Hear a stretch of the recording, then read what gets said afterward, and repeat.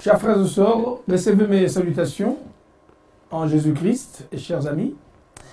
C'est pour moi un privilège de me retrouver avec vous autour de notre émission Je médite, votre émission préférée. Je le sais, cette émission qui nous fait beaucoup de bien et qui donne du tonus à notre foi.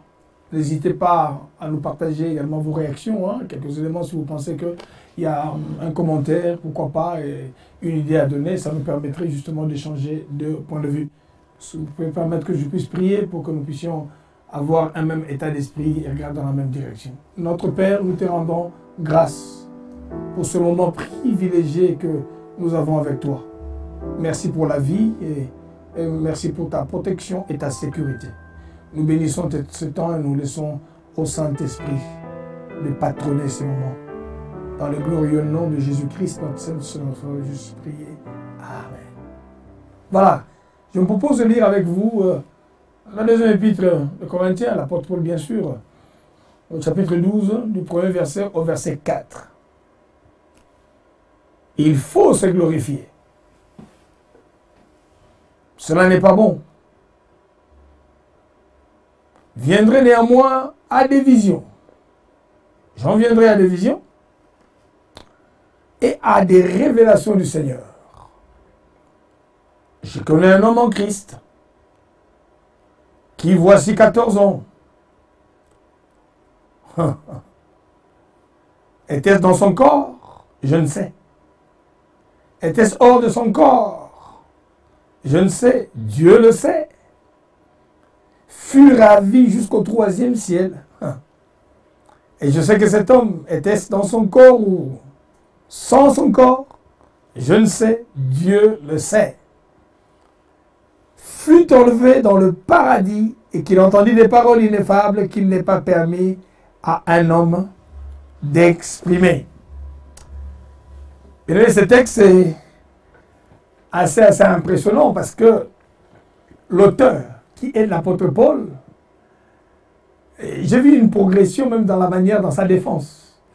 Au départ, il se permettait de dire, je vais me permettre un peu de folie.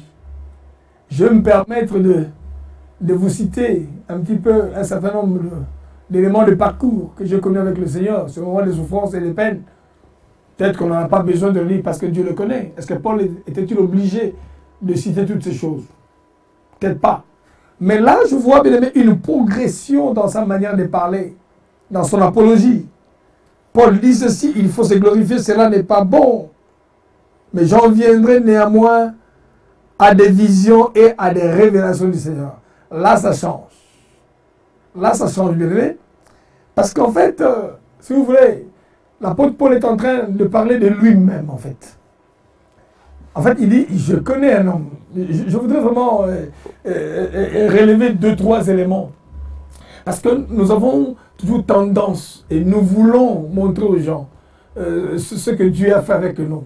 Nous voulons montrer aux gens, et d'ailleurs le contraire, ce que nous faisons pour Dieu. Il y a toujours une différence entre ce que Dieu fait avec nous et ce que nous prétendons faire, justement pour Dieu. Parce que quand on accomplit des choses, on peut le faire pour nous. Parce qu'il y a des choses que nous faisons pour Dieu et des choses que Dieu nous demande de faire. Le plus important, ce n'est pas forcément les choses que nous faisons pour Dieu. Parce que nous pouvons accomplir certaines actions, certains actes, poser bien aimé quelques éléments philanthropiques pour aider les gens. C'est peut-être pas ça que Dieu nous demande. On peut prendre quelqu'un en voiture, bon c'est très bien, on l'a fait pour Dieu. Mais quand Dieu te demande de pardonner quelqu'un, c'est là où ça devient beaucoup plus compliqué. On peut accomplir des actes de bienfaisance. Et voilà, nous aidons les gens parce que nous sentons que nous voulons le faire. C'est peut-être pas Dieu qui nous a demandé. Ça réjouit le cœur de Dieu, bien sûr. Mais le plus important, c'est quand nous faisons des choses que Dieu nous demande de faire. Et Dieu ne nous demande pas ce qui est facile. Dieu ne nous demande pas forcément très souvent les choses qui sont à notre portée. Allez, je poursuis un petit peu là. Mais Paul va dire quelque chose d'assez important, verset 4. Toi d'ailleurs, cet homme fut ravi.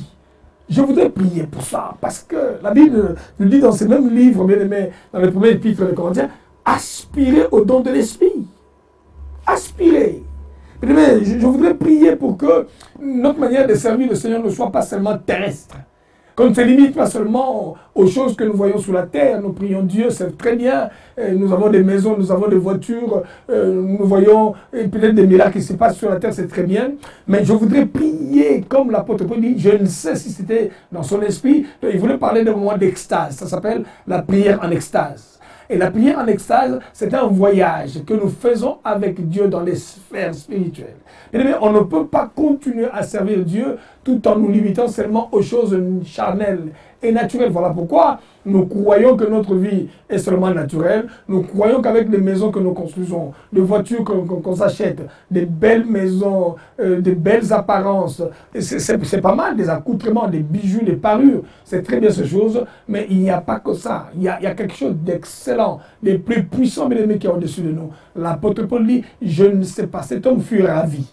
Je voudrais prier, bien aimé, aujourd'hui, pour que le Saint-Esprit puisse nous emporter de temps en temps, qui est ce qu'on appelle des théophanies, des moments de visitation exceptionnels.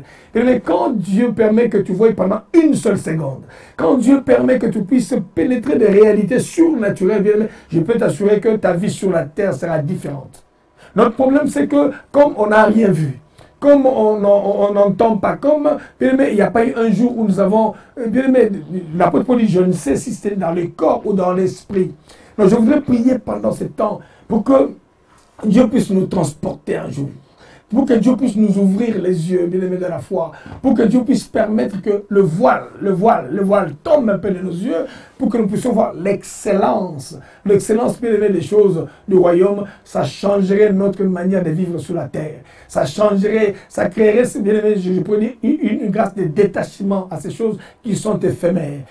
Tu n'as jamais vu la véritable or. Mais quand je lis l'Apocalypse, je dis or. Je croyais que le vrai or se trouvait sous la terre. Non, on est en train de l'étudier dans la Nouvelle Jérusalem. Bien aimé, il y a des métaux qu'on appelle comme du cristal, du topaz, mais d'une autre qualité, d'une qualité beaucoup plus excellente.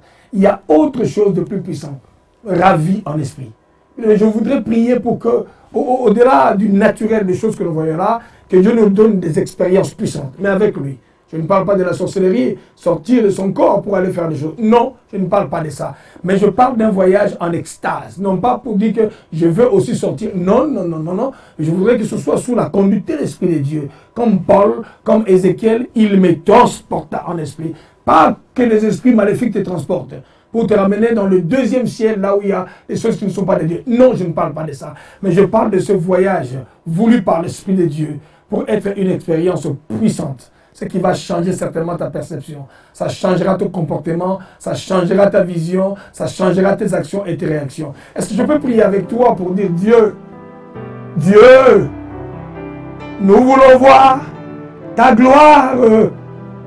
Seigneur, je te prie ce temps pour que tu puisses, selon ton bon vouloir, ta volonté, et comme l'apôtre Paul dit, aspirer au don de l'Esprit, aspirer aux choses célestes, aspirer au prophétique. Père, je prie pour que, selon comme cela te plaît, que tu nous emportes de temps en temps dans ta présence, pour que nous puissions comprendre l'excellence de l'amour, l'excellence de ta parure, de ta grandeur, notre Père. Non, ce qui est sous la terre est éphémère.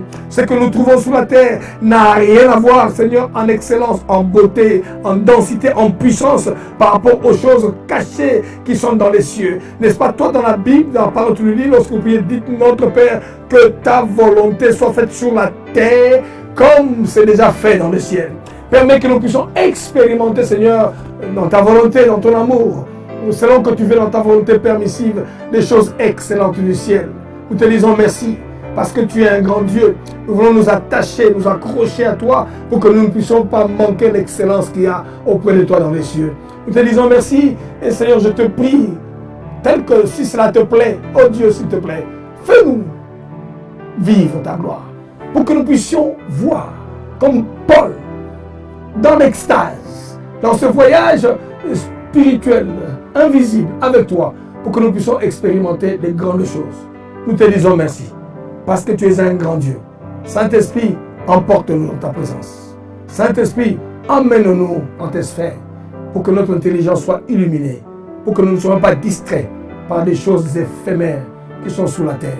À toi le règne, à toi la puissance, à toi la majesté, dans le nom de Jésus-Christ, notre Seigneur et Sauveur. Nous ne voulons pas trop nous attacher éternellement aux choses qui sont sous la terre, mais nous voulons, Seigneur, que tu nous fasses goûter les choses célestes, merveilleuses, les choses qui nous attendent.